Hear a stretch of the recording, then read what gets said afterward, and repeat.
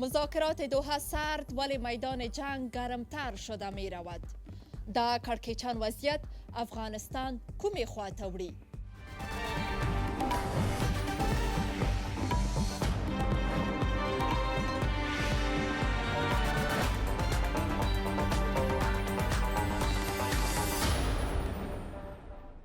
سلامونه جوړ تازه آزاد جرګې ته ستړي مشئ. زه شازیه حیا یم. بانو فرخنده زهرا نادری عضو شورای عالی مصالحه ملی افغانستان، حمیدالله فاروقی وزیر شهدا و معلولین، محمد عثمان طارق معین وزارت ارشاد حج و اوقاف در برابر نزدیک به 50 تن از اشتراک کننده ها قرار دارند که از گوشه و کنار افغانستان به گونه مستقیم به این استودیوی ویژه رادیو تلویزیون ملی افغانستان وصل هستند. ساختار برنامه ما با حفظ توصیه‌های وزارت صحت عامه به ویژه شستن مرتب دستان و فاصله اجتماعی مد نظر گرفته شده. جرگه آزاد را با پرسش از اشتراک کننده ها آغاز می کنیم. می بینیم کی و از کجا پرسش انتقاد پیشنهاد داره. خب اینجا اشتراک کننده ها از ولایت مختلف هستند. اول میریم به فاریاب از آقای احمد شکیب، جوان روستایی فاریاب میشنویم. شکیب صاحب بفرمایید. سوال من مشخصا از بانو فرخنده زهرا نادری است. ما هیچ نمیفهمیم که چرا گروه طالبان به جای ادامه مذاکرات در شهر قطر کشور دوحه به روسیه و ایران سفر میکنند. هدفشان چیست؟ بله، تشکر بسیار زیاد. یو بل پوښتنه بم واخلو.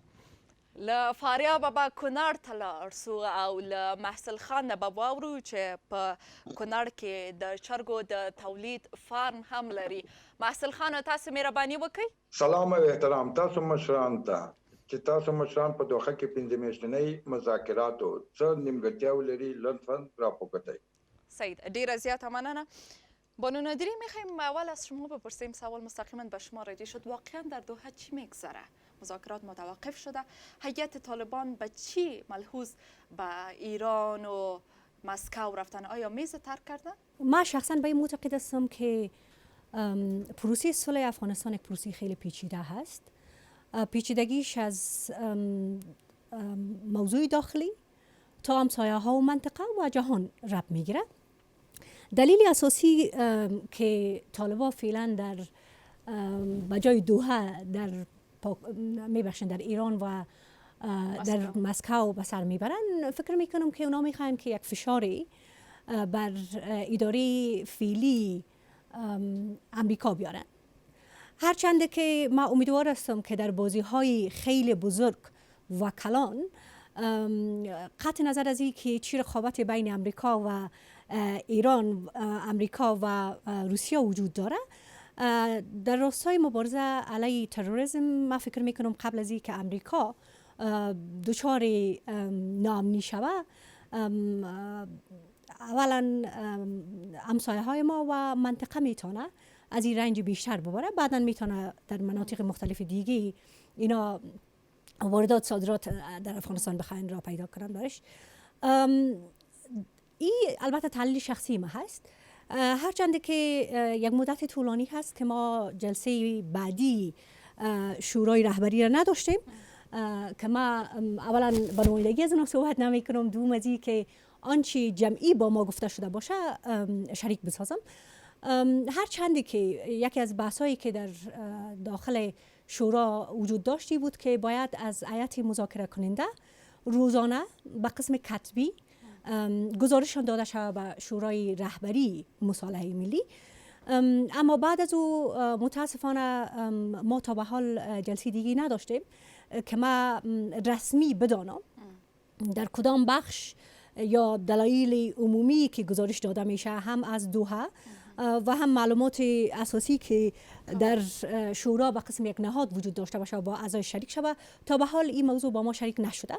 اما تحلیل شخصی و همین موضوع هست که طالبان میخواد فشار وارد کنه، اما فکر میکنم این فشار بیشتر به طرف خودشان میارن. اما ما تقاضای ما این است که صلح برای همه مردم افغانستان مهم است.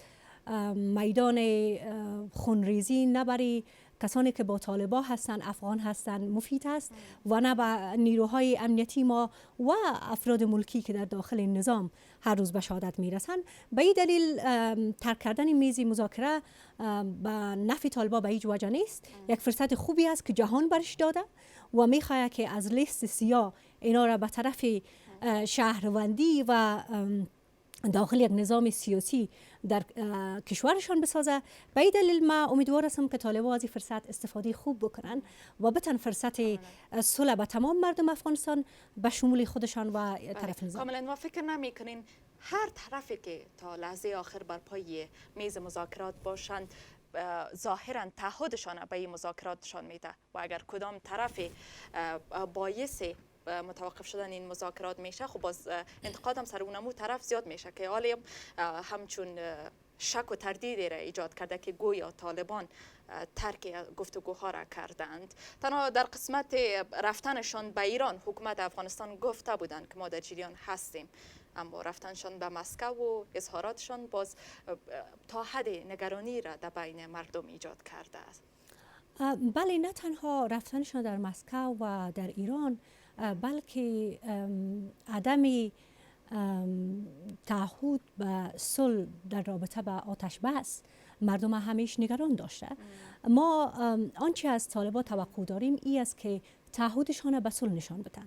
یعنی آنچه در گذشته به قسم خونریزی در افغانستان شکل گرفته در قالب یک گفتمان سیاسی و یک صلح سیاسی و مصالحه سیاسی که طالبان میخواهند بیایند داخل نظام و حتی در نظام سیاسی افغانستان نقش داشته باشه، با این تو یک فرصت ما فکر میکنم برای از اونا یک برد است. یعنی برد در دو طرف است. بغیر از او هر روز جوان این ملت چی زن باشه و چی مرد کشته میشه، مردم میتونه که خطاب قاتل برای کسی بتن که باعث از بین بردن اولادش میشه. به این دلیل وقتی که داخل تعهد صلح میشن طالبا، توقع مردم افغانستان ای است که طالبا تعهد خود بر عمل نشان بتن. اگر طالب تعهدشان بر عمل نشان بتن، حتی گروه های دیگه نخواهند که صلح در افغانستان با وجود بیاید. مردم افغانستان خودشان یک قدرتی از فشار است که دیگران را میتونن کنترل کنن. به خاطر که ما هر روز از نظام مردم سالاری و ارزش های قانونی اساسی ما صحبت میکنیم که اینا یک زنجیری خیلی قوی برای مهار کردن دیگر گروه های هست که اگر میخواین صلح به طرف موافقت نه انجام. تشکر. طارق صاحب، محصل خان کنړه پښتنه لرله، ویلي و چې څه باندې دغه 15 شاوخوا 15 یا شپږ میاشتې د افغان سولې له خبرو نه تیریږي، پایلې ته نه رسیږي. واقعا نیمګړتیا څه ده؟ تاسې چې د سولې په بهیر کې ونډه لرئ، دخیل یاستئ، تاسې اوس ووایئ چې دوحه کې څه نیمګړتیا ده؟ لومړی باید ووایم چې مذاکرات د سولې ډېر اسانه هم نه دي. کله کله د موږ توقعات د سولې د مذاکراتو نه ډېر اوچت وي، خو په دنیا کې او حتی په افغانستان کې په ډېرو مسایلو کې دا ښودل سوی ده چې مذاکرات څو مرحلې لري، هره مرحله یې ځان ته مشخصات لري. که چیرې هغه مرحلو نه یوه مرحله هم ترک سي هیره سي، شاید په دوم مرحله کې مشکلاتو سره مخ شو. لکه یوه عمده مرحله د مذاکراتو د علني مذاکراتو لپاره چې هغه تقریبا په شرط ګڼل کیږي، هغه د مځکې لاندې زیرزمیني مذاکرات دي چې د دواړو طرفو ترمنځ ترسره سي. چې زه فکر نه کوم چې په کافي اندازه دغه مرحله د افغانستان د مذاکراتو په سلسله کې ترسره سوي وي. ډیر وخت د موږ ډیر شیان میډیایي کیږي، عام کیږي، پبلیک کیږي. کله چې مسایل عام سي په مذاکراتو کې، خصوصا په اوله مرحله کې، دا ډیر شکننده او ماتیدونکي وي. د موږ لپاره هم ډیر موضوعات ماتیږي په جریان د خبرو کې. یو عمده مشکل خو زه فکر کوم هم دا ده.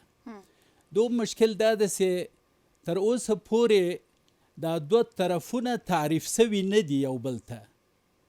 یعنی د طالبانو اړخ سره د افغانستان د حکومت او د موږ د مذاکراتي ټیم تعریف نشته او د موږ سره د هغو تعریف نشته. هغوی ځان یو څه تعریفوي، موږ ځان بل څه تعریفوو، بیا یو له بل نه هم تعریف هم تقریبا متفاوت ده. یو دا مسله ده.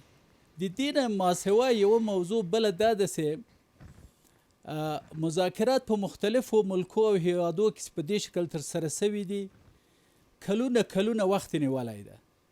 مثلا د مورو د جبهې مذاکرات د فیلیپین له حکومت سره 18 کاله دوام کړی ده. د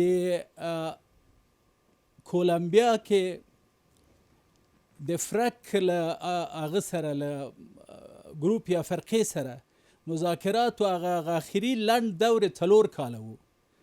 همداسې په اندونیزیا کې د اچې د ولایت د مجاهدینو او د حکومت ترمنځ د مذاکراتو سلسله هغه لنډ آخري دوره 2.5 کاله دوام کړی. له هغه نه مخکې ډېر زیات هڅې او تلاش د حکومت لخوا سوی ده، خو نتیجه یې نه ده ورکړې. نو بناً په د افغانستان په قضیه کې هم موږ که په 5 میاشتو کې د دې توقع لرو چې دوی موږ ته یوه لاره د حل راوباسي، دا به ډېره منطقي نه وي. بله قضیه د افغانستان موضوع ګرچې زه خپله ډېره مغلقه نه وینم، خو اکثره دوستانو سیاسي شنونکي وایي چې دا ډېره مغلقه مسله ده. که چیرې منطقوي او بین المللي اړخ د قضیې ته سړی متوجه سي چې اوس موږ نښې وینو، مثلا د طالبانو د ټیم تګ ایران ته، مسکو ته، دا خپله ښیي چې دا قضیه د دولت او د طالبانو منځ کې نه ده، دلته ډېر نور اړخونه دخیل دي. نو بناً کله چې ډېر اړخونه دخیل سي هغومره مذاکرات ډېر وخت غواړي او ډېر تلاش ته هم ضرورت لري. او حتی د دغه ملکونو چې دواړه طرفه سره څه وابستګي لري، څه حکومت او څه طالبان، د دوی سیاسي رضایت پکې ډېر عمده شرط ګڼل کېږي. نو د موږ په خاطر باندې دا مذاکرات خوښوالی دا ده، یعنې هغه لوی غټ قوي کامیابي پکې دا ده چې مذاکراتو ته حداقل 2 ټیمه په یوه هوټل یا په یو ځای کې یو ښار کې راټول سوي دي. ډېره زیاته مننه. فاروقی صاحب، جنگ هر روز از مردم قربانی میگیرد. تنها سال گذشته، سال 2020، نظر به گزارش کمیسیون حقوق بشر نزدیک به 3000 از افراد ملکی کشته شدند. مردم واقعا نگران این وضعیت کنونی هستند. شما و تو کدام دلداری امید دارین که به این مردم بدین؟ همونطور که شما فرمودین، ملت عزیز ما، کشور در دیده ما در جریان حداقل 4 دهه گذشته مواجه به یک ناملایمتی تحمیل شده، جنگی که ما متاسفانه نه آغازگرش بودیم و نه هم ختم کنندهش خود بودیم، دچار چالش‌های بسیار فراوان شدیم. اکثریت ارزش‌های ما، چی ارزش‌های مادی بود، چی ارزش‌های معنوی، متاسفانه از دست دادیم و همه در پرتگاه بسیار بدبختی‌های غیر قابل قبول قرار گرفت. هر روز هنوز هم بعد از 40 سال فرزندای وطن، عزیزای ما هر روز به خاک خون کشانده میشن. همونطور که شما فرمودین، بیش از 3000 انسان مظلوم و بیگناه ملکی، هموطن عزیز ما، در سال گذشته جانشینی خود از دست دادن و ما صدها و هزارها معلول بر جامعه خود متاسفانه تحمیل کردیم.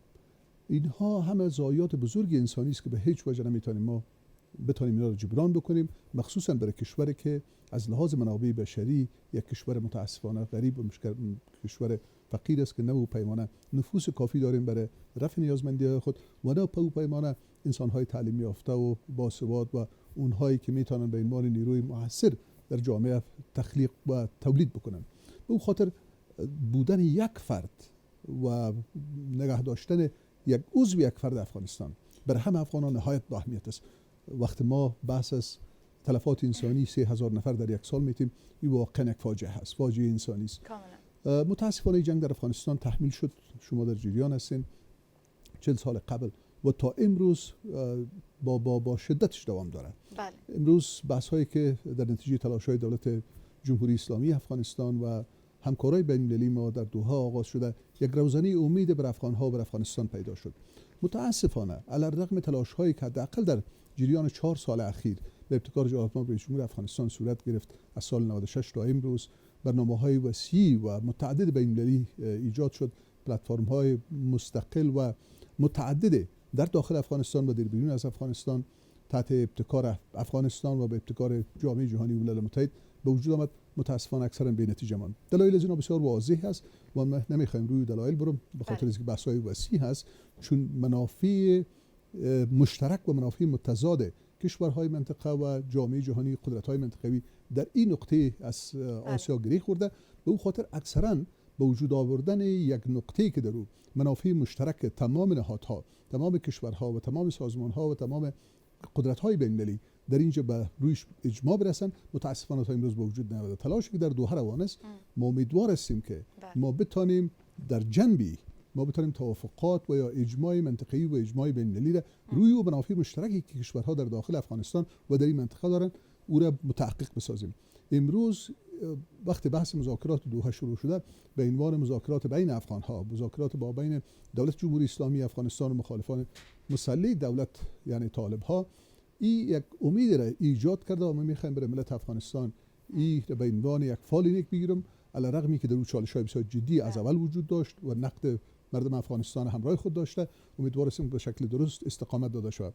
از همکارای عزیز ما که در پروسه مذاکرات صلح از دولت جمهوری اسلامی افغانستان نمایندگی میکنن، از نماینده های طالبان هم که در اون جلسه حضور دارن، ما امیدوار هستیم که به همین معضله که شما گفتین به یکی از کوچکترین معضلات جنگ در افغانستان توجه جدی بکنن و آنچه که به عنوان موانع در مسیر حل این مسئله وجود داره اون موانع را بردارن، با از خودگذری، با فداکاری و بالاخره با توجه دقیق به اینکه جنگ یک جنگ اجانب است، یک جنگ بیگانه است، یک جنگ تحمیلی است، یک جنگ است که نیابتی بر افغان‌ها تحمیل شده. به اون خاطر توجه دقیق لازم است تا ما بتونیم جلوگیری کنیم از ضایعات انسانی و ضایعات غیر انسانی در داخل افغانستان. تشکر. شما بیننده و شنونده جرگه آزاد، برنامه مشترک BBC و رادیو تلویزیونی ملی افغانستان هستید. از شاه زمانی از بغلان شما بفرمایید.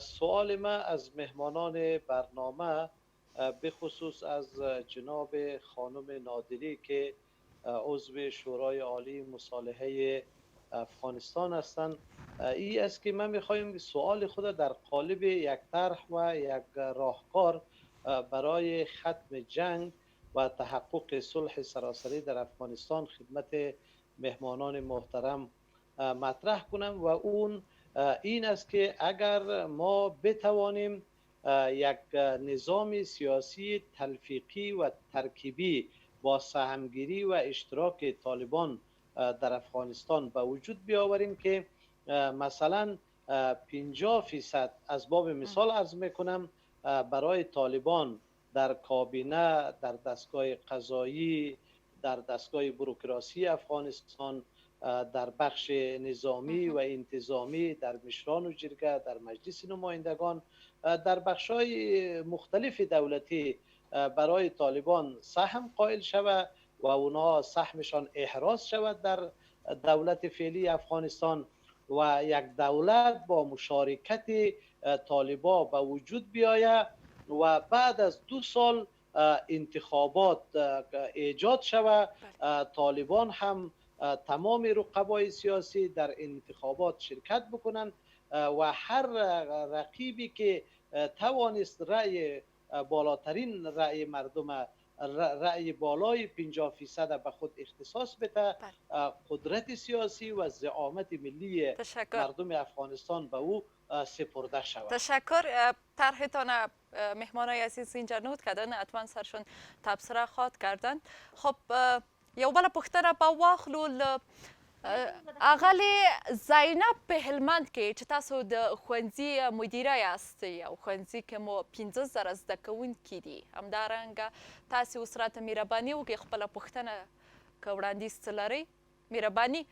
زما سوال دغه دی چې دوحه دوامدار دوحه چې په کابل کې دغه سو هغه یو پروژه وه، زما په نظر باندې یو پروژه وه چې دوحه سوه. راځي چې دا دوحه پرېږدو د افغانان د افغانستان ولس سره او ولس سره باید موږ دغه وکړو چې موږ 4 ولایت لرو. په دې 4 ولایت کې یو داسې سړیان، داسې خلک، فامیده خلک وټاکو چې هغې د دې سره کښېني، خپل مشورې وکړي او د خلکو د ولس له لخوا دی وټاکل شي. سید ډیره زیاته مننه. طالبان د طالبان سره بحث وکړي. کور ودان. فاروقی صاحب شما که در ضمن استاد پانتون هم هستند، شازمان در بغلان استاد پانتون هست، اونا یک طرح داشتن. به نظر شما چقدر امکان پذیر و منطقی است؟ بسیار تشکر. ما به طرح و به نظریات همه دوستا جدا احترام داریم و فکر میکنم که یکی از طرح‌های معقولی که میتونه به عنوان یک راهکار و به عنوان یک گزینه برای حل کشاله افغانستان مورد بحث قرار بگیره میتونه شده. ای که به چی شکل و کدام فیصدی ها میتونن مخالفین مسلح افغانستان طالبان داخل نظام شوند به خاطر جلوگیری از سقوط نظام، به خاطر جلوگیری از پاشیدگی هایی که احتمالاً میتونه در نتیجه کشاکش های نظامی به وجود بیاد، یکی از گزینه های خوب است. من فکر میکنم که امروز شورای عالی مصالحه افغانستان و هیئت مذاکره کننده در دوحه اینا این صلاحیت دارند که نظریات تمام افغان‌های عزیز ما را، اون نظریاتی که البته یک بار در لوی جرگه مشورتی برای دولت جمهوری اسلامی افغانستان ارائه شد و نقاطی که اونها به عنوان نقاط اساسی نظریات مردم افغانستان بود که در او باید مناسبات بین المللی ما باید مورد صدمه قرار نگیره، در اونجا باید قانون اساسی سال 1384 باید حفظ شود و در عین حال رهبری نظام آینده به دست خود افغانستان باشه، همونطور که رهبری صلح و یا مالکیت صلح به دست افغان ها میفته و به دست افغان ها باید رقم بخوره. بحث های بعدی هم توسط خود افغان ها انتظام داده شود. اینها بحث هایی است که میتونه به عنوان یک فکر معقول، به عنوان یک فکری که از ذهن یک افغان خردمند و از ذهن یک افغان اکادمیک نشأت کرده اونجا مورد بحث قرار بگیره. من مطمئن هستم که در پهلوی ده ها گزینه دیگه که میتونه وجود داشته باشه این هم به عنوان یک گزینه معقول میتونه مورد بحث قرار بگیره. تشکر بسیار زیاد. بانو فرخنده، یک طرحی به شورای عالی مصالحه ملی افغانستان پیشنهاد شده، بفرمایید نظرتون. قسمی که واجد سیبان گفتن وقتی که ما به طرف پروسه صلح میریم باید گزینه‌های معقول را به قسم طرح‌های متفاوت در نظر بگیریم. آنچه از طرحی که ما فکر میکنم یک نظر خوب است تا به حال را هم امیره میگیم که طالبان بیاین هم مفکوری شهروندی را قبول کنن و هم مفکوری از این را که به جای قلم با رای میبخشن، به جای تفنگ با رای بتونن اونا امو نظریاتشان برای حاکم شدن به مردم ثبوت کنن. اما موضوع فیصدی 50% ما به این باور هستم که خیلی یک فیصدی بالا هست، چرا که در داخل نظام اگر ببینین از زمان کمونیسم و شاهی تا زمان جهادی و دموکراسی افرادش در داخل این نظام وجود داره، یعنی دیدگاه های متنوعی در این نظام هست، چیره هایی که در بخش های مختلف یا رژیم های مختلف افغانستان نقش اساسی بازی کردن و خود جزئی از یا تاریخ گذشتهش و یا از دستاوردها و بعض اوقات از خرابی های افغانستان مردم رب میتن، اونا در داخل نظام هستن. پس اگر 50% طالب بگیرن برای دیگه کسایی که در ایجا اکثریت هستن، فکر میکنم یک جنگ جدید داخلی را برا میندازیم. به این دلیل برای فیصدی رفتن یک کمی خطرناک است، اما یک فیصدی قابل ملاحظه و قابل قبول در راه صلح باید برای طالبان قبول شود. ما به این معتقد هستم به می دلیل که شریک کردن معلومات با مردم خیلی مهم است. ما به قسم یک کسی که در سیاست های حداقل سالهای کمی 13 سال افغانستان خم و پیچ هایی را که نظر به تعریف سیاستی که ما در او وجود داشتیم دیدیم، به این معتقد هستم که بعضی معلومات خیلی اساس است و شریک شدنش میتونه موضوع و یا منبع که حتی دید مثبت برای یک ملت بزرگ داشته باشه صدمه میزنه. اما به این معنا نیست که باید اساس بودن این موضوع و یا محرمیت این موضوع پروسه را به رمز و رازداری های افراد مبدل کنه. اگر خلای معلوماتی به وجود بیاید، این کار باعث میشه که اضطراب ذهنی باعث عدم امنیت ذهنی و فیزیکی مردم شود و ارج مرج ناخودآگاه در اجتماع به وجود بیاره. ما و شما شاهد هستیم فعلا در کابل وضع امنیتی شهروندا ثابت نیست. مردم ناراحت هستند از سرقت تلفن گرفته تا موارد خیلی جدی کشته شدن های هدفمندانه در داخل کابل. ولایت یک طرفه میمانیم به خاطر وقتی که مرکز در چنین حالت باشه رسیدگی بر ولایات موضوع را دشوارتر میسازه. به این دلیل ما معتقد هستم که معلومات تا حدی که نتانه بطن یا متن موضوع را صدمه بزنه باید با مردم شریک شود، چرا که در دموکراسی مردم میخواد خود شریک تصامیم ببینن. اگر تصامیم برای مردم گرفته شود یا تصمیم و وقت آخر دیگ پخته شده به مردم توضیح شود، ما فکر میکنم کسی طرف او غذا نخواهد دید.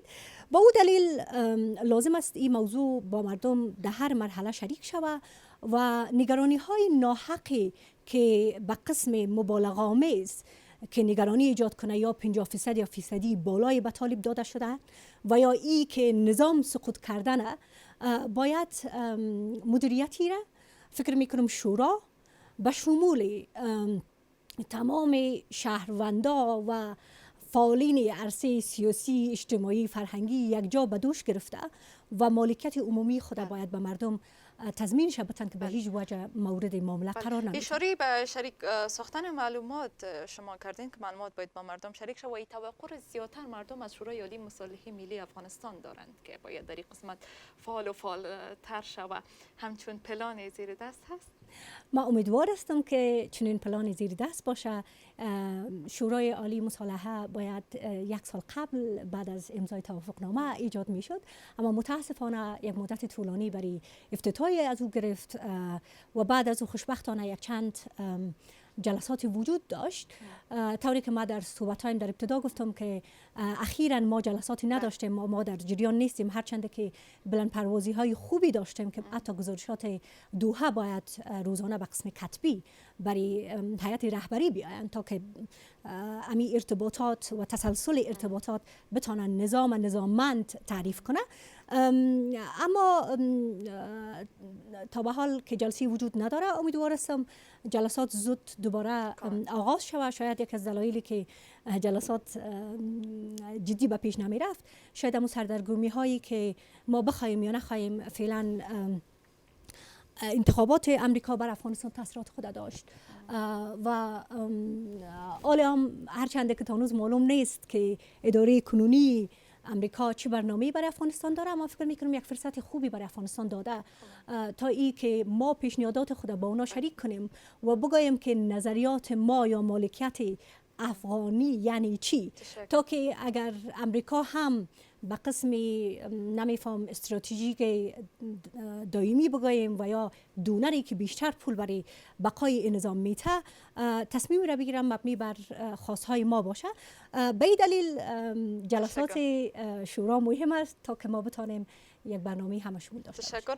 میریم به طرف بدخشان و از خانم شیما که عضو میثاق شهروندی فیض آباد هستند مشنویم. باید امی دروازه دوحه هرچه عاجل بسته شود، چون نتیجه نداده و مدیریت صلح افغانستان باید از دست خلیلزاد باید گرفته شود و به سازمان ملل متحد داده شود. این خوبتر میشه. تشکر. حاجی عبدالعزیز هلمند کې حاجی صاحب تاسو مهرباني وکړئ. زما خو ډیر سوالونه په زړه کې وو، مګر البته چې اوس د وخت د کموالي له امله څخه دغه یو سوال ستاسو څخه کوم.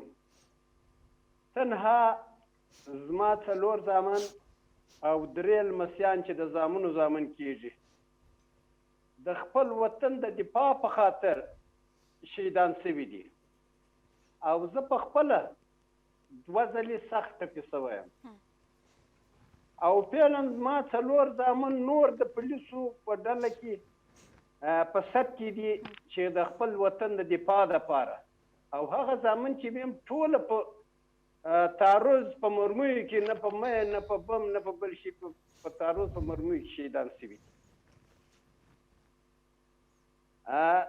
دلته په دې موږ پوهېږو چې په افغانستان کې یو نیابتي جګړه روانه ده. زه دا وایم زما نظر دغه دی، دغه مې سوال دی چې پر پاکستان دې سخت فشار راوړه شي چې د طالبانو ځالې ورکې کړي او د پاکستان پوځیان او جنرالان دا په مشاهده سره په هلمند په جنگ کې د بین تللي دي چې دوی په خپل په دې جنگ کې پاکستان دخیل دی. نو زه هیلهمن یم په افغانستان کې به سوله دایمي سوله راشي. کور وطن دا آزاده جرګه ده د بی بی سی او ملي رادیو تلویزیون ګډه خپرونه، تاسې لیدونکي او اوریدونکي یاست. فاروقي صاحب، حاجي عبدالعزیز د جګړې د قربانیانو څخه و، د هغوی د نظر په تړاو ستاسو ځواب څه ده او دا چې دردمند وو او خپل بچیان یې په دغه جګړه کې له لاسه ورکړی و؟ زه دوی ته او د دوی قربانیانو ته عمیق احترام کوم او دوی ته درود ستوم. خدای دې دوی ته اجرونه ورکړي د وطن په لار، زموږ د مقدساتو، زموږ د ارمانونو او د دې ولس د ارزښتونو په لاره کې دوی سخت زیات قربانیانې ورکړي. خدای دې دوی ته طولاني عمر ورکړي او خدای دې د دې قربانیانو اجر ته هم په دې دنیا کې هم په بل دنیا کې ورته ورکړي. زه ډېر متاسف یم چې دغه لړۍ د شهیدانو په د آخرو 40 کالو کې په ډېر شدت سره په دې وطن باندې روان دی. زه په حیث د سرپرست وزارت د شهداو معلولینو د ارقامو سره د اعدادو سره د دغه واقعیت افغانستان سره همیشه مخامخ یم. موږ حد اقل 1 میلیون معلول او معلولیت لرونکی وګړي په دې هېواد کې لرو او دا د جنګ محصول دی. موږ د شهیدانو ورثه هم میلیونو ته رسیږي، مګر هغه کسانو ته چې موږ حقوق ورکوو د دوی هغه د مادیاتو د نیازمندیو یو قسمت حکومت په غاړه اخلي، تقریبا 400,000 ته رسیږي.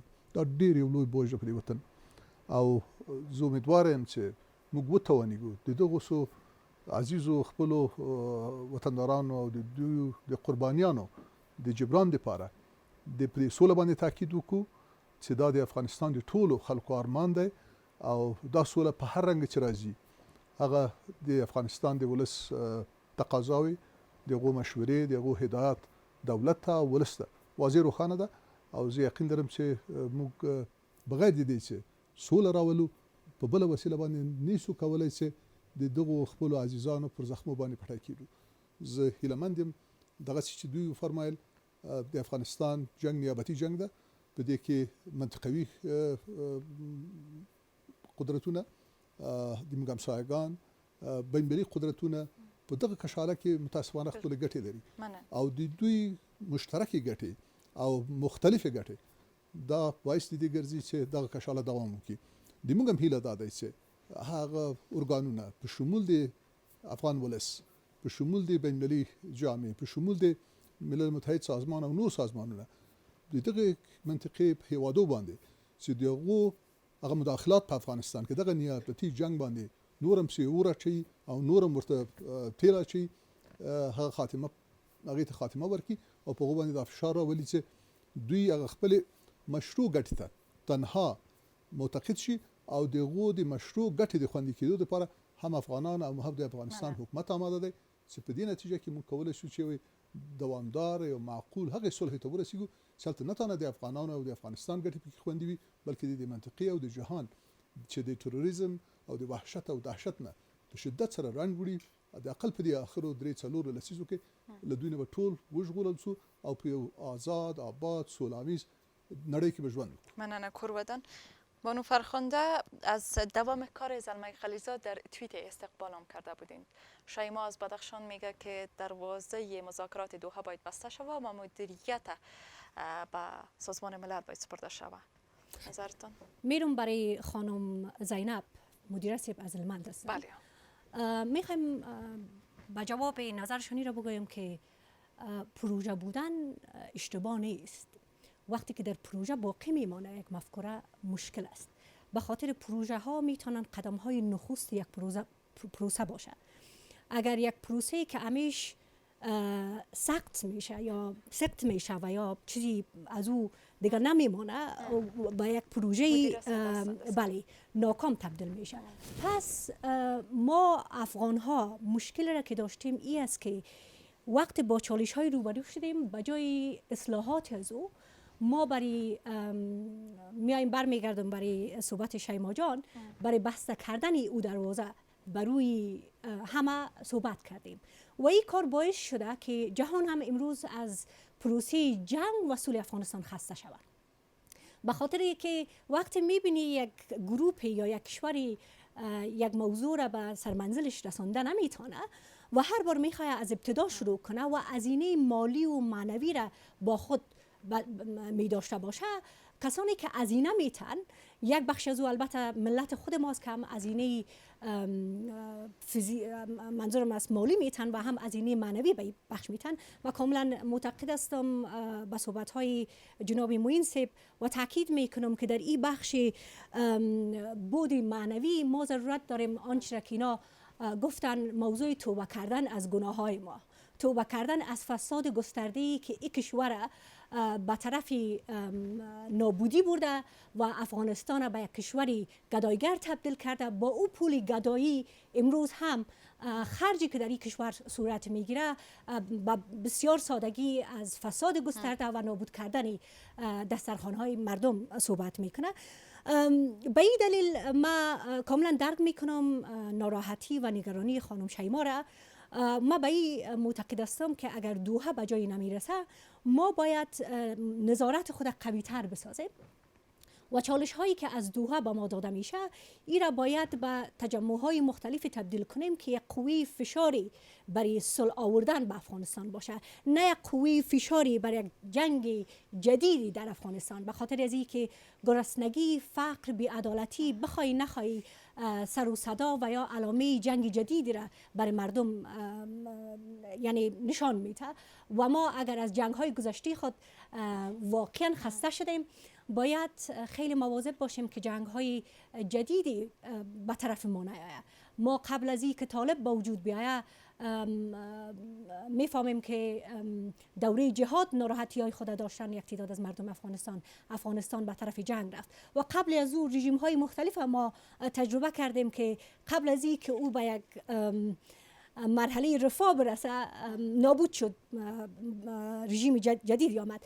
فعلا در رژیم و یا در دولت و یا ساختار یا نظام دموکراسی آنچه برای ما و شما مهم است موضوع جوابگویی و پاسخگویی هست. ما از هیئت مذاکره کننده حمایت میکنیم تا که اونا موفق باشند در آوردن صلح. به این دلیل در رابطه با کندی پروسه ما باید در دو طرف ببینیم. از یک طرف طالب ها وقت کشی میکنن به خاطر میخواین که از طریق جنگ بیاید جامعه بین المللی را بیشتر خسته بسازن و خدای نخواسته در ذهن خودشان این است که ولایتی را سقوط بتن که تا هنوز انشالله او کاری انجام نشده و از طرف دیگه گروه های دیگه هستن که پروسه صلح خیلی به تعویق انداختن. من پیشتر بر شما گفتم که شورای رهبری پروسه صلح بعد از تقریبا 1 سال اولین یا نخستین جلسهشان آغاز میکنن. این در حال صورت میگیره که تمام این بزرگایی که در این جلسه یا حضور داره یا عضویت دارن در داخل همین نظام هستن. اگر ما در داخل اینقدر کندی را به بار بیاریم ما بیشتر بهانه به دست طالبان میتیم. به این دلیل اتحاد ما، سرعت کاری ما، تعهد ما برای صلح نه تنها بر الفاظ ما بلکه بر حرکات ما و همچنان قربانی را که میگیم از خود آغاز کنیم. قبل از این که قربانی ها را مانند فامیل های قربانی صرف در میز بیاریم و برشان منت بتیم که صدایتان امروز شنیدیم و برنامه ما کاملا یک برنامه خیلی دموکراتیک بود به خاطر از اینکه در این برنامه یکی از قربانی ها را نمایشی دعوت کردیم. به این دلیل باید قربانی را تک تک ما از خود آغاز کنیم تا که جز قربانی بودن درک کنیم که چی هست قبل از این که عقده گشایی کنیم و بخوایم خدای نخواسته کسی فامیل خود از دست بده که در او جمع قربانی ها بیاید. قربانی ها میتونه قربانی های نفسی باشه، قربانی های خواهشات باشه، قربانی های قدرت طلبی باشه. ما از این بخش ها میتونیم قدم های نخست خود به تعهد جدی و واقعی و و اشاره که به دوام کار خلیلزاد شیما داشتن. ما به این باور هستم که مدیریت به دست سازمان ملل بدهیم. اگر دوباره ما از صفر شروع کنیم باز میتونیم که در نصف راه خسته شویم و بگویم که ایرام نمیخوایم به یک راه دیگه میریم. از او کردم من فکر میکنم آقای خلیلزاد که تجربه دارن و اگر اشتباهاتی در گذشته در کارهایشان صورت گرفته این بار تحت مدیریت یک اداره جدیدی در امریکا میتونن که قویتر در این راستا کار کنن و میفهمیم ما و شما که در اداره قبلی نقش تنها یک سازمان سیاسی یا حزب سیاسی نبود، بیشتر یک فرد بود که حتی خود کشور و نهادهایش به چالش کشیده بود. به این دلیل این بار من فکر میکنم یک فرصت خوب برای آقای خلیلزاد هم هست که در یک اداره قانونمند و نهاد محور بتونن کارشان مسئولانه در افغانستان ادامه بدن و یک بودی که افغانی را با خود داره با حرکات مسئولانه نظاممند داخل امریکا میتونه یک موفقیت در دو طرف کشور ببرن، هم در اوجه هم در این. تشکر. آقای سعید محب الله سادات از تخار، لطفاً کوتاه فشرده گپ بزنید. بفرمایید. سوال ما مربوط به بانو نادری میشه. با توجه به ناکام ماندن دوره 5 ماهه مذاکرات صلح، طالبان میگویند عامل اصلی مانع صلح در افغانستان خود حرب میباشد. نظر شما چیست؟ و سوال بعدی که تشکر، یک سوال کفایت میکنه. آقای اسماعیل زکی از بامیان، بفرمایید. من یک سوال از خانم فرخنده زهرا نادری داشتم که در صورتی که طالبان حاضر به گفتگو نشوند که متاسفانه نشدند در دور دوم و اگر پروسه دوحه ناکام بماند، اقدام بعدی شورای عالی مصالحه ملی چی خواهد بود؟ تشکر. تاریخ صاحب لتاس نواورم تر ډیره څه پوښتنې چې سوي دي خلک داسې د خلکو په زړونو کې ناهیلي وي. اکثریت وایي که چیرې د سولې خبرې پایلې ته ونه رسیږي بیا به څه کیږي. اکثریت په دې نیوکه کوي چې تر دې دمه څه پایله نه لري. تاسو خو درک کوئ چې څومره له دغه بهیره اوس خلک ناهیلي دي. د دغه ټولو پوښتنو او خصوصا د ناهیلیو په هکله باید یو شی ډیر واضح کړو. هغه داسې سوله د دوحې نه هم نه راځي او د ملک له رهبري کړۍ نه هم نه راځي. سوله د دیني نصوصو په اساس له ځان نه شروع کیږي. دلته اوس یو لوی غټ سوال دا ده چې موږ څومره په ځان کې سوله لرو، یعنې له ځان سره سوله لرو، او څومره بیا کورنۍ کې سوله لرو، بیا په ټولنه کې، په کلي کې، او بالاخره په ولایت او د هیواد په سطحه یا په کچه باندې. د سولې تعریف د نصوصو له نظره داسې هغه وایي فمن آمن و اصلح فلا خوف علیهم ولا هم یحزنون. او دا 12 ځایه په قرآن عظیم شان کې راغلی ده چې چا چې ایمان راوړ او ځان اصلاح که، اصلاح راوسته، هغه باندې نه خوف سته، یعنی نه ویره سته، او نه هم هغه حزن او غم لري. د سولې حالت هغه حالت ده چې موږ غم او حزن ونه لرو. دا بل ځای کې د قریش په سوره کې هم راځي چې الله تعالی په قریشو باندې منت ږدي او ورته وایي چې د هغه رب عبادت د هغه د کوټې د رب عبادت وکړئ، یعنی بیت الله، چې هغه تاسو له لوږې نه مړښت ته راوستی او له خوف او ویرې نه امن ته راوستی. نو بنان د امن درلودل او د رزق درلودل دا سوله ده چې یو د غم باعث ګرځي، بل د ویرې باعث ګرځي که نه وي. لکه چې بل ځای په قرآن عظیم شان کې راځي چې یو کلی و، ډیر ښه امن ژوند درلوده، ډیره ښه ډوډۍ تازه ورته رسېدله، خو دوی د الله تعالی په نعمتونو باندې کفران د نعمت وکړه، یعنې ناسپاسي یې وکړه، شکر یې ادا نه کړ.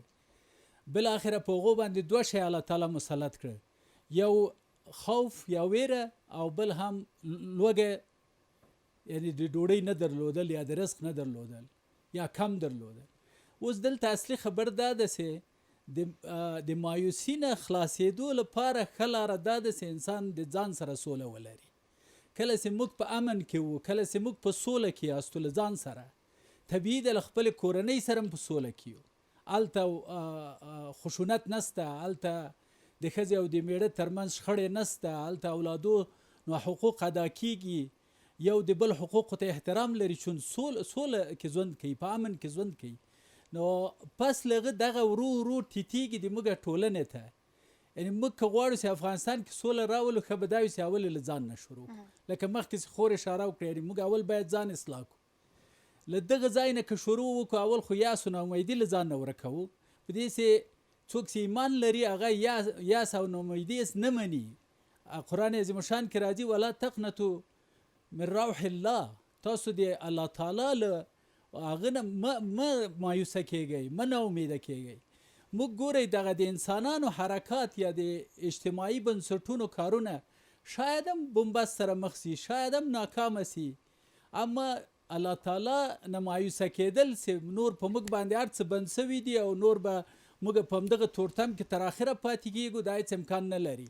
په دې چې په قرآن عظیم شان کې راځي چې له سختي نه وروسته اساني شته او له سختي نه وروسته اساني شته. نو زه یقین لرم چې دغه توره شپه او دغه تیاره د جنگ به په موږ رڼا کېږي او د سولې سهار به راځي، هېڅ به مایوسه کېږو نه. کور ودان مننه. بانو فرخنده کوتاه بفرمایید. در رابطه با عامل اساسی که باعث مانع صلح میشه، ما به این معتقد هستم که طالبا میتونه موفقانه ادعاهایشان از زمان بلند کنن که تعهدی به صلح نشان بدن و آتش بس بیارن. ما به این معتقد هستم که شاید ارگ یکی از عوامل مانع صلح باشه، اما عامل تنهایی برای موانع صلح نیست. به خاطر ما تعهد از بخش‌های مختلف دیگه هم می‌خوایم ببینیم. امیدوار هستیم که طالبا تعهدشان در رابطه با صلح و با احترام به خون و زندگی با عزت 30 میلیون نفوس افغانستان نشان بدن، نه برای تحریک یک حلقه خاص و یا افراد خاصی در داخل افغانستان که این افراد میتونه هر کسی باشه. بله تشکر.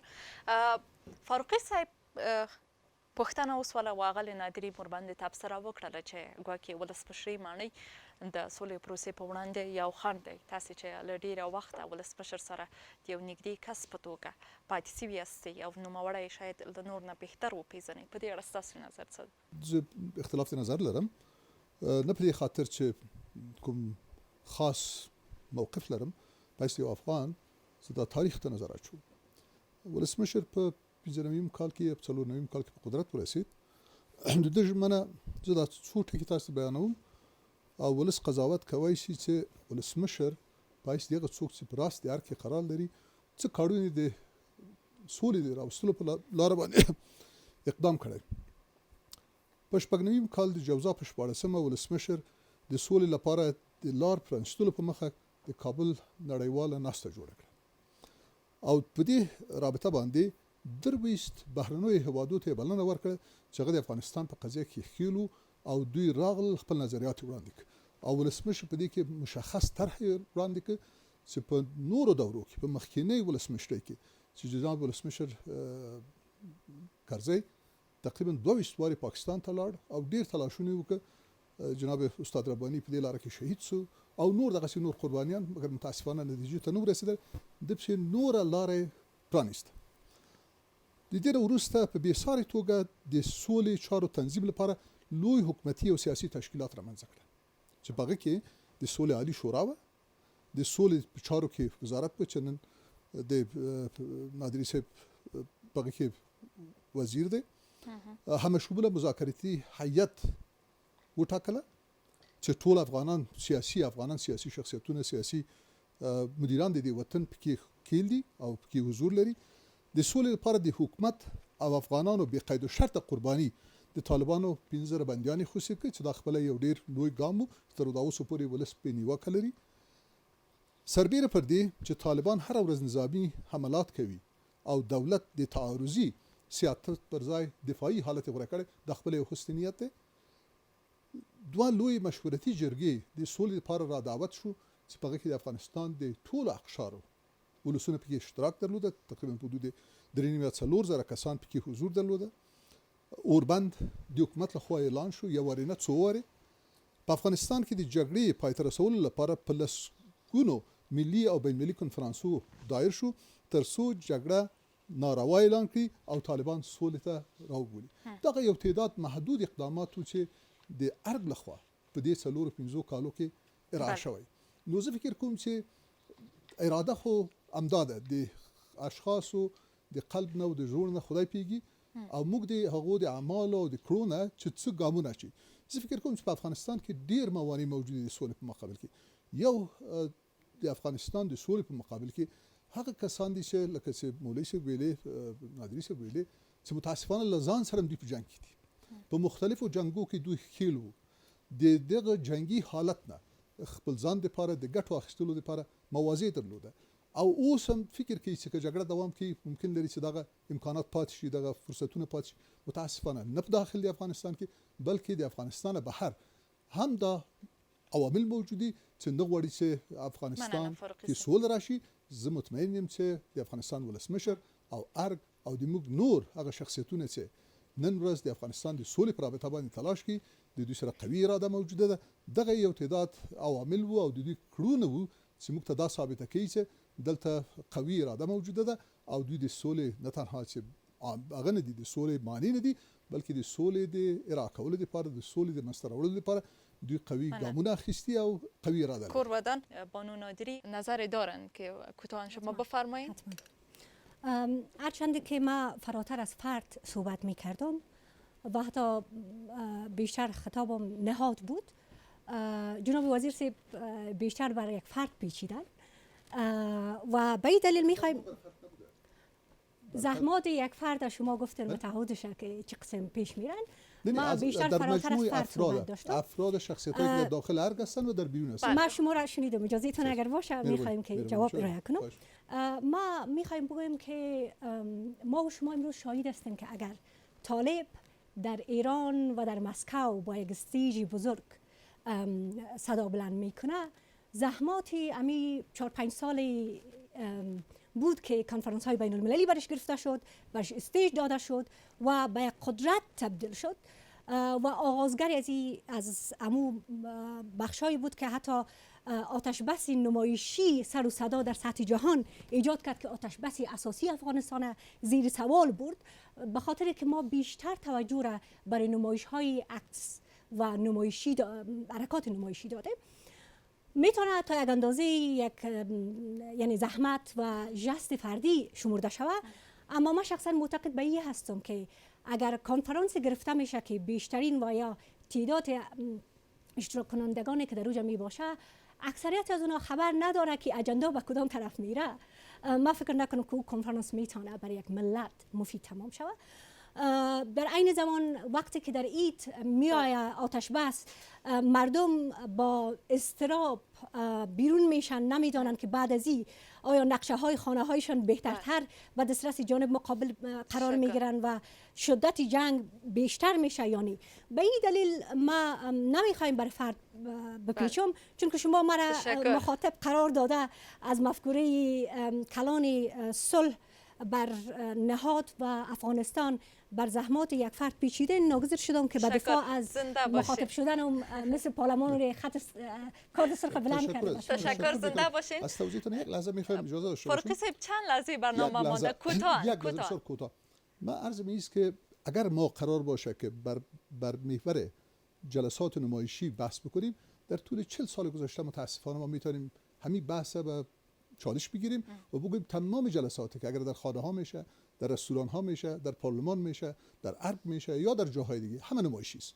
لحاظ اوتور نیست. ما بر روی واقعیتی رو میبینیم که امروز دوستایی که در ارگ هستن یا ارگ به عنوان یک نهاد چی نیاز داره برای اینکه جنگ تداوم بکنه در افغانستان. من پیشتر عرض کردم که یکی از مسئولیت های بزرگی که امروز بر شانه های ارگ است رسیدن به خانواده های بیش از 400,000 شهید ما است. و در جریان 40 سال بر شانه ها یک بار بسیار گرنگ است. بیش از 1 میلیون فردی جامعه اینا معیوب هستند و مسئولیت اینا مستقیما بر مربوط است. و لذا در پهلوی از ده ها و صدها چالش دیگه که متاسفانه متوجه جامعه ماست، متوجه ارگ است، متوجه نهادهای ماست. همگی ما علاقمند به صلح هستیم. واضح است که مسئله افغانستان بسیار پیچیده است و در یک ساعت بس ای کاش که حل و فصل میشد.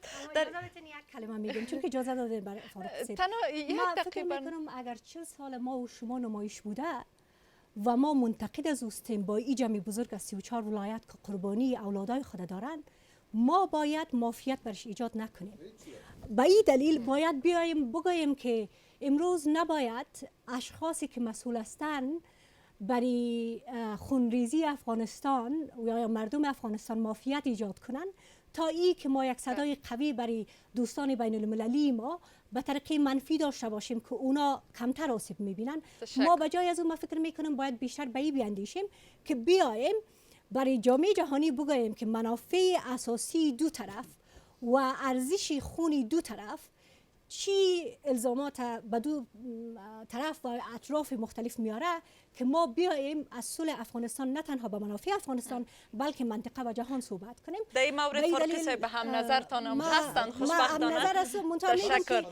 زنده باشین. متاسفانه عرض می‌کنم که این طرح جامعه جهانی است و جامعه جهانی ما پیشتر از کدوم که هم با ما منافع مشترک دارن و هم منافع متضاد دارن و منافع دارن که با ما مشترک نیست. لذا طرح اونا بوده و اونا بر اساس طرح خود عمل کردن. تشکر. بیرون شو ما با احترام داریم.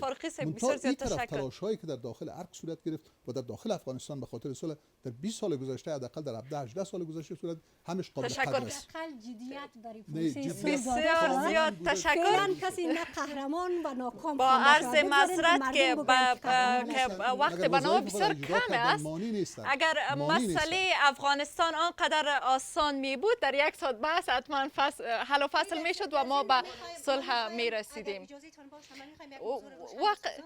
که من حتی وقت جواب دادم و جوابم گفتم که عامل اساسی را که طالبا گفتن درست نیست، میتونه یکیش باشه. بله کاملا. اما با این بحث عمومی و کلان سیاسی که ما مطرح کردم جناب اردوی شما را ما درک میکنیم. خواهش میکنم ما هم بیایم تشکر با شما بپیوندیم و خوب است که از اشتراک کننده بشنویم. عرض کردم که نباید ما بحثی را که دیگران میکنن ما به عنوان کسانی که در این جامعه هستیم و همین پیش نظر ما گذشته ما نمیتونیم. زنده باشین. د بی بی سی د آزاد جرګې خبرونه هم دومره و په دې خبرونه کې د افغانستان د ملي مصالحې شورا غړي بانو فرخنده زهرا نادری او د شهدا و معلولینو وزارت سرپرست وزیر حمیدالله فاروقی او د حج او اوقاف وزارت مرستیال محمد عثمان طارق د خبرونه میلمانه او دا چې د افغانستان له ګوټ نه خلکو په دې خبرونه کې ونډه اخیسته و د دوی نه هم مننه کوم.